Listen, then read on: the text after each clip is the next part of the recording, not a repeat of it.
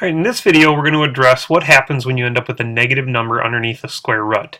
Such as in the upper right here, you'll notice that we have the square root of -1. And the way we deal with numbers like that is not to just say that they're not real or don't exist, but now we've advanced enough that we're going to call those complex numbers, or deal with it by saying that the square root of -1 is called I, or imaginary I. Normally we've dealt with real numbers, such as 2 or 6 being whole numbers, -12 being an integer, also 2 and 6 being integers. We've also dealt with rational numbers, all of those being rational, as well as 3/7 or 3.459, any terminating decimals or fractions, again being rational, or even irrational numbers such as square root of 2 and pi. All of those numbers are what we call real numbers. However, if we end up with anything with a square root that has a negative underneath the root, we call that an imaginary number. Real numbers and imaginary numbers together make up the complex number system, or A plus BI, as you see up here in the upper left. A being a real number portion, and BI being the imaginary number portion, B the coefficient of imaginary I. And you can have pure imaginary numbers that again only have an imaginary term, such as 7i, or I root 2, or the square root of -8. There's only a single term, the real portion of which a equals 0. So 0 plus bi is just bi. You get just that second part. But you can also have complex numbers that have both portions, so 3 plus 2i, or 2 minus 3i root 5, or the other examples shown here. Those are just what are called complex numbers. We cannot add the two of them because 2 times I is not a real number, so 3 plus 2i makes up one full number in the complex number system. Now, how to deal with those? Well, first of all, we have to show you where I comes from, or why we need it. If I want to find the square root of -5, we're going to break that up just as we have simplifying square roots. So I can say that -5 really comes from 5 and -1 multiplied together. And since the square root of 5, I can't really do much of anything, I'm just going to leave that as root 5. But the square root of -1 can become I. Remember that this is what we're going to define as I. So just like a variable, we would put that outside the root and call this I root 5 for a final pure imaginary number. The same thing can happen with the square root of 18, square root of -18. We're going to break that up into the square root of 18 and the square root of -1. Again, there's our I. 18 can also be broken up into a 9 and a 2, 9 being 3 and 3. And again, if you have two numbers underneath a square root, they go on the outside. That single leftover 2 will be left underneath. And again, the square root of -1 we'll just put on the outside and call it I. So 3i root 2 right there. And then finally, over here at the right, we've got a couple of imaginary numbers going on. So we've got a negative and a negative. I'm going to go ahead and pull those negatives out. I've already got an I out in front here. So we're going to have another I and then a square root of 25. Then we've got minus. We're going to pull out the I on this one and leave us with the square root of 20. If we break down 25, again that just becomes 5. Now one peculiar thing is the square root, or I times I, is really I squared. And I squared is the square root of -1 squared. Roots and powers cancel, leaving you with just -1. So we can actually call this -1 times 5. Minus I 20 breaks down into a 4 and a 5, 4 being 2 and 2. So the pair of 2's, again, goes on the outside. It's just a single 2. And the 5 left over on the inside.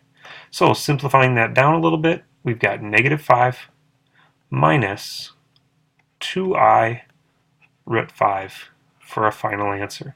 Again, the I and the root 5 keeping us from actually doing the subtraction. Now, in order to add or subtract, we're actually just going to consider complex numbers to be just like any other number. We're just going to add our like terms. Think of I almost like a variable, even though we know it stands for the square root of -1. So we can add our like terms. 1 plus 6 makes 7, and 5i minus 2i makes 3i. And we will just leave our number as is. On this one on the right, don't forget that that subtraction symbol in between, we need to distribute. So this is actually 4 plus 3i plus 2 as we distribute our negative 1, and plus 4i over here. So 4 plus 2 is 6, and 3i plus 4i is 7i, and there is our complex number. Now, multiplication gets a little bit more tricky only because we need to remember that I squared can become negative 1. So when we FOIL this, 7 times negative 1 is negative 7. 7 times 2 is going to be a 14i. Negative 4i times negative 1 makes positive 4i, and negative 4 times 2 makes minus 8i squared, which means we've got 7 being negative out in front. 14 plus 4 makes it positive 18i. And remember that I squared being negative 1 means that this whole term over here is actually negative 1 times 8 times another negative 1, which gives us a positive 8.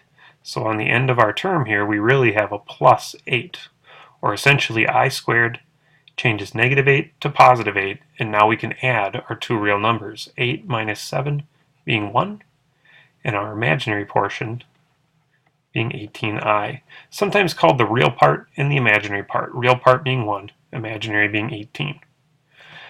On the bottom, we're looking at rationalizing the denominators. Remember that I is a square root, and we don't like irrational numbers in the denominator. So therefore, we're going to go ahead and use the conjugate of the one on the right, but we also just want to cancel on the left. In order to get rid of I, you really just need to multiply by I, forcing it again to be I squared. So we'll distribute on the top. I times 1 is I, plus 2i squared. On the bottom we have a 3i squared, giving us I on the top. 2i squared, remember, becomes a negative 2. So those two terms are added together. And on the bottom, a negative 3. So that's a perfectly good answer right there. If you don't like having the negative on the bottom, remember you can always distribute that. This would become a 2 minus I over 3. That's a perfectly good answer as well, moving that negative from the bottom and distributing it on top of that fraction. So that would be an okay answer as well. Go ahead and use the conjugate. Try foiling here on the example on the right. Remember your conjugate being 2 plus I on both top and bottom. We're not worried about what's on the top, but we do have to be equal so that we're really just multiplying by 1, 2 plus I over 2 plus I. We're not changing our numbers at all. Take a second to FOIL both the top and the bottom and cancel down. I'm going to pause the video and come back with the answer. Alright, as you can see, I FOILed in red here. Then I noticed that negative 6i squared for my final term is going to turn into a positive 6 in blue. On the bottom also, my negative I squared is also going to turn into a positive 1, or adding 1 on the bottom. On the top, negative 12i plus I is a negative 11i, and on the bottom, those two terms are going to cancel away, thus leaving you with 0i, or no imaginaries on the bottom. Adding like terms again, we've got 2 plus 6 is 8, minus 11i on the top, and just a 5 on the bottom. Hope that helps you remember how to use complex conjugates. Complex being that there's an I in there, and conjugates because it's a plus bi times a minus bi, or 2 minus I times 2 plus I. The last thing we want to show you very quickly with complex numbers is why we really need them. In order to solve a quadratic equation, sometimes we use square roots. And so on the left side here, I've got a worked out problem for you. Notice we just did some basic algebra to add or to subtract 7. Then I took a square root, remembering to say plus or minus, and then split the two parts, one with the positive 5, so we got a 3 when we subtracted 2, and one with the negative 5. So we subtracted 2 again and got our negative 7. Both very real and very good answers. On the right side, however, you'll watch this equation unfold as we subtract 10 and divide by 3. But now when I take my square root, you'll notice that the square root of x squared does come out to x, but the square root of negative 12, remembering to say plus or minus, becomes plus or minus the square root of negative 12, which means we have to have a way to deal with, if we're going to get answers at all. Notice we said all solutions, not all real solutions. But in order to get our complex answers, we're going to need to break down that negative 12. So again, we can break up 12 into 3 and 4, and also remembering that we've got our negative 1 out there. So we've got 3 being prime, 4 being 2 and 2, and again, negative 1 turning in to I over here on the right. So a pair of 2's makes for a 2.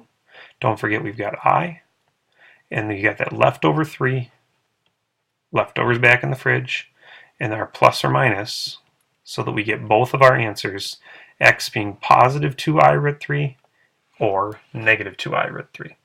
Again, I hope that helps you understand why we need complex numbers. Good luck and happy solving.